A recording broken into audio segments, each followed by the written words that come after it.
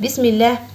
اللهم صل وسلم وبارك على سيدنا محمد عليه افضل الصلاه والسلام. نهاركم مبروك خواتاتي، وان شاء الله تكونوا في احسن الاحوال. اليوم جيتكم بهذا الطبق الرائع اللي هو طاجين اليقطين على طريقتي. اذا حابين هذه الوصفه كملوا معايا الفيديو الاخير وفرجه ممتعه.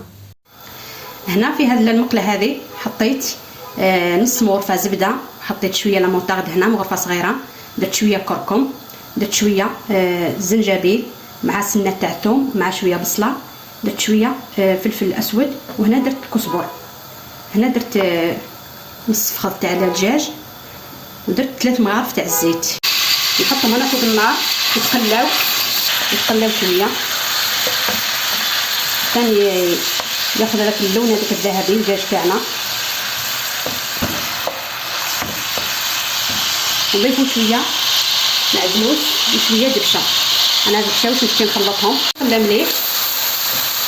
نضيف الزيتون تاعي، كل يوم نبدل له الماء، ما نغليش انا الزيتون، انا نسمى الزيتون تاعي نبدل له الماء، نديه مره نحي هذاك الماء المراره هذيك تاعو. وانا مرة لازم نقليو مليح. سر البنه هي التقليه، لازم تقليو مليح الطبق تاعكم باش يجيكم بنين. نحطو وريقه عرن تعطينا النكهه للطبق تاعنا، ونمرطو بالماء السخون. نغمرو هذا الدجاج هذا تاعنا باش يطيب لنا. يعني هنا غمرته بالماء، دوك نخليه يطيب، نغلق عليه ونخليه يطيب. نمروا لافاغس تاعنا تاع طاجين اليقطين. انا عندي هنا نص صدر تاع الدجاج، عندي شويه التوابل اللي درتهم في المرق درتهم هنايا.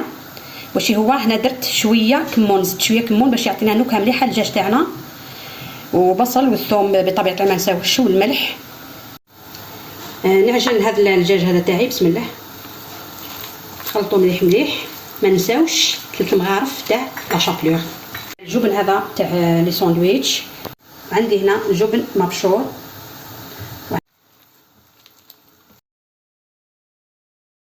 نضيفو لاشابلور تاعنا، قلت لكم 3 مغارف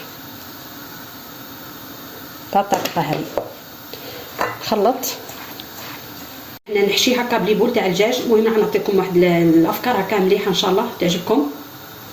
نمرضوا التخدير تاعنا.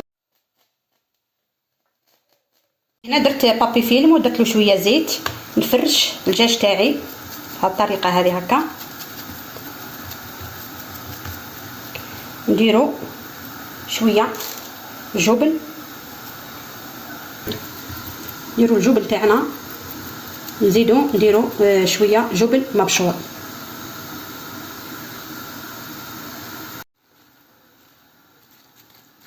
ونغلقو الدجاج تاعنا، نكورو هكا. نحاولوا نديرو هكا ببابي فيلم باش تشكلنا على شكل يقطينا،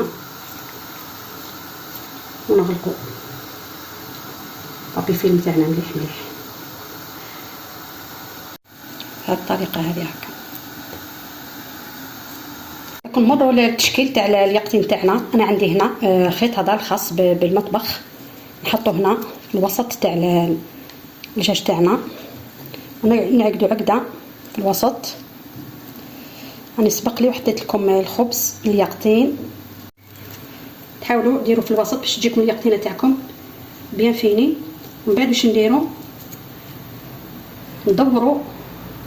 المهم تشكلنا على شكل يقطين، وكل مره نعقدو عقده بهذه الطريقه هذه هكا. نزيدو نديرو ندورو بهذه الزاويه هذه هكا بهذه الطريقه هذه، ونعاودو نعقدو. سما الفيديو واضح باش تفهموا اكثر واكثر. هكا على 4 خطوط نزيدو نديرو بهذه الطريقه هذه باش تشكلنا على شكل يقطين، وزيروا باش تعطينا هذاك الشكل تاع يقطين. ونعقدو دائما نديرو العقده هنا في الوسط، ونزيدو ندورو الخيط تاعنا بهذه الطريقه هذه تشكلنا نحصلوا على هذه اليقطينه هذه. دونك انا واش ندير، نكمل كامل الكميه اللي عندي ونحطهم يفوروا. داك الجزر اللي درتو حلقات راح نحط كويره تاع الدجاج في الوسط تاعها، حاولنا نفيكسيها مليح مليح بالطريقه هذه، فيكسيوها مليح مليح باش تحكم لنا، ونحطهم يفوروا مع الدجاج باش يقعد الجزر تاعنا محافظ على اللون تاعو. بعد ما طابت المرقه تاعي تاع الزيتون، طاب هذاك الدجاج، وانا هنايا خي فورت الجروديه هذيك اللي درتها مع الدجاج، ونحطها هنا كمل الطياب تاعها بالطريقه هذه هكا.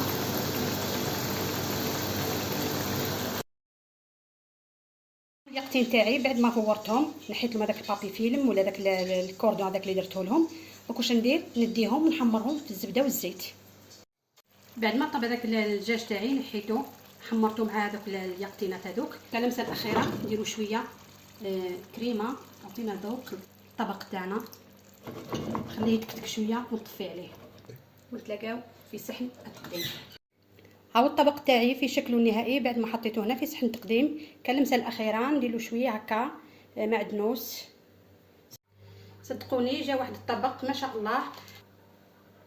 قدمت اليقطين هذا تاعي بهذا الريوس هذو تاع الفلفل مع هذه الحلقات هذو تاع الجزر. صدقوني جا واحد الطبق ما شاء الله. اذا حابين هذه الوصفه ما تنساوش ديروا لنا لايك. مع السلامه مع وصفه اخرى ان شاء الله.